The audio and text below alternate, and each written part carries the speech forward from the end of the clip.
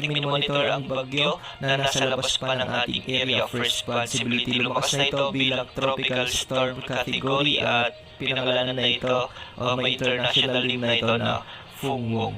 Huli itong namatan sa layong 1,700 kilometers silangan ng northeastern Mindanao. Sa labas pa rin ito ng ating PAR, taglay ang lakas ng hangin na umaabot sa 65 kilometers per hour malapit sa gitna at pagbugsong umaabot sa 80 kilometers per hour. Kumikilos ito ng hilagang kanluran sa bilis na 20 kilometers per hour at kung mapapansin natin, medyo malawak na ang sirkulasyon ng bagyo ito at meron na itong diametro na umaabot sa 550 kilometers. Base sa latest forecast track ng Pag-asa ay asahan bukas lalakas na bilang severe tropical storm ang bagyong ito at posibleng maabot na rin ito ang typhoon category. Magkakaroon ito ng rapid intensification bago ito pumasok sa ating area of responsibility sa araw ng Sabado at sa araw ng Linggo posibleng isa na itong super typhoon category. Mataas pa rin ang tsansa na maglalandfall ang bagyong ito sa kanyang peak intensity sa bahagi ng Northern Luzon o sa may Central Luzon, particular sa may Isabela o Aurora area.